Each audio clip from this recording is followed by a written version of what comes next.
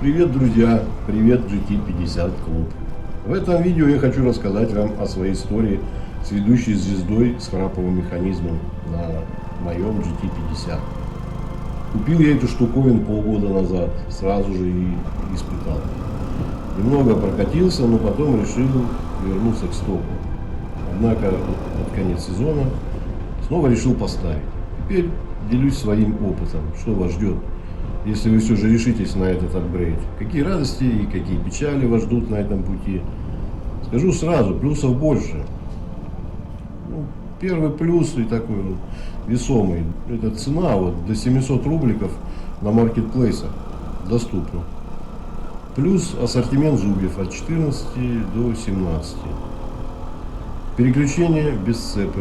На ходу можно щелкать передачи без выжима сцепления. Все равно заметно ускоряться стал бодрее.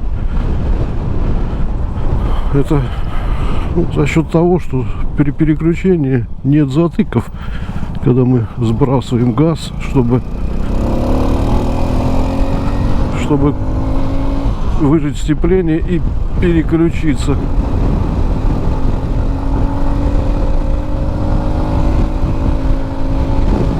Вот как в данном случае. Абсолютно никаких пауз, то есть как ехали, так и едем. Динамика у мопеда не снижается. Опять же, плюсы какие. Не надо дергать постоянно сцепление. То есть рука вот эта практически всегда свободна. Единственное, сцепление выжимаю, когда трогаюсь и когда останавливаюсь. Вот тут что повышенные передачи включаю, что пониженные. То есть сцепление не надо трогать. Единственное, не забывать сбрасывать газ. Не так, как на Яве был автомат. Тут при трогании остановки все же придется вспомнить о сцепе. Но в движении это экономит топливо и ресурс двигателя. Не забываем. Ускорение без пробуксовки. Переключение без потери динамики. Все это позволяет экономить топливо и ресурс движка. Трос сцепления, диски, это все остается в порядке.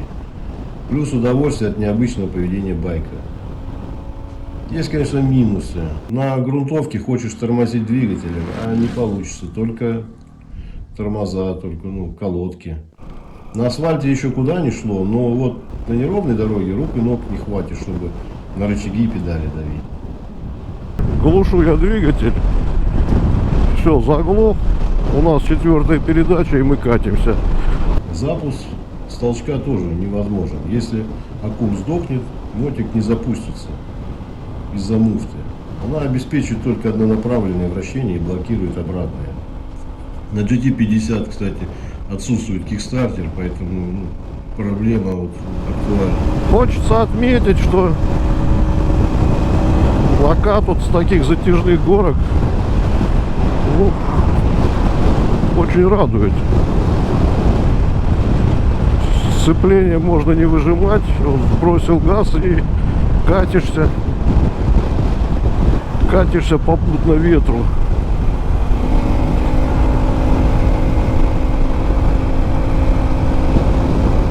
Да, ветер сегодня такой прям сдувает с дороги. Видно, камыши наклоняются. Тут главное, чтобы меня тоже ветер к камышам не наклонил. А то преимущество легкого веса мопеда может стать его большим недостатком. Нужен накат с горки, тут проблем нет. А вот если надо притормозить, сбросив газ, не выйдет. Привыкаешь быстро, но первая реакция может быть неоднозначной. Да, тут знак 40 не просто так стоит. О, гаишники. Что у нас тут делают гаишники?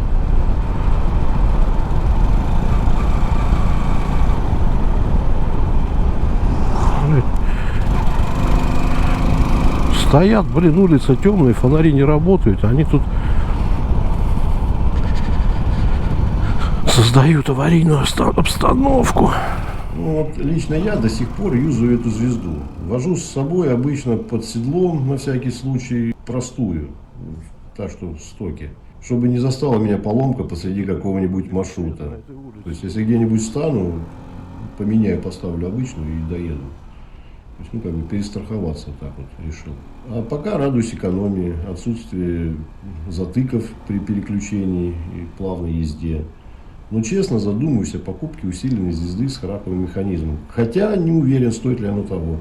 Там цена у нее на порядок выше. О ресурсе такой радости можно узнать по отзывам счастливых покупателей Озона либо Алиэкспресс. Также хочу поделиться с вами очень ценной информацией, присланной мне моим знакомым владельцем такого же байка, как у меня. Денис снял это видео по моей просьбе, за что я ему безмерно благодарен. Ну, в общем, сегодня собрался запилить видео по поводу звездочки. Разобрал, и оказалось, что у меня начала повторяться беда. Вот эта звезда 15-я, она рассыпалась после где-то 4000 километров. Вот, выскакивает сначала одна крышка, потом другая, где подшипник.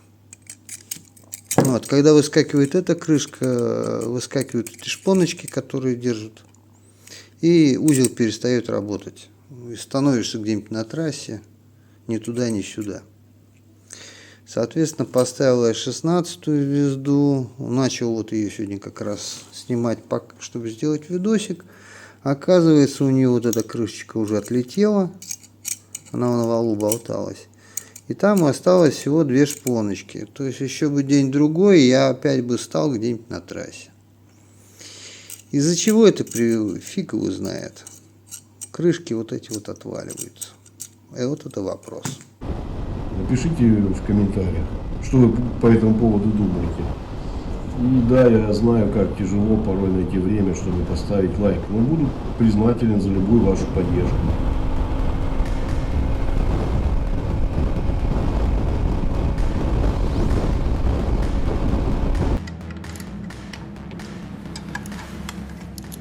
Сейчас провожу небольшой ТО в этом узле. Ну, решил помыть, почистить тут перед зимовкой. Ну и заодно покажу, как я ставлю звезду с обгонной муфтой. Вот эта звезда у меня пробежала километров 200, не больше. Видно, легкий след от цепи остался. Здесь ни обо что она не чиркает, ни об сальник, ни об двигатель. Значит, и также на звезде с задней части тоже нет никаких следов. Да, это как бы и не должно быть, потому что здесь шлицы заканчиваются, не доходя сальника. Соответственно, вот она, звезда села, дальше она не пойдет. Так как у нас на валу звезда плавает, и шайбочка такая же, она дохлая стоит, то есть, чтобы не фиксировала она все намертво. Устанавливается также элементарно. Такие у меня щипчики. Вот можно отвертками еще мелкими помочь, чтобы сильно не раздвигать штопорок, чтобы сильно не раздвигался. Вот, все на месте, она никуда уже не денется. Вот, как можно заметить, сюда крутится, сюда не крутится. Не выскочит она, не соскочит никогда в жизни. Проверено, то есть катался также. Сейчас покажу, как она снимается. Снимается она также элементарно. Вот, есть специально обученные отвертки для этого случая.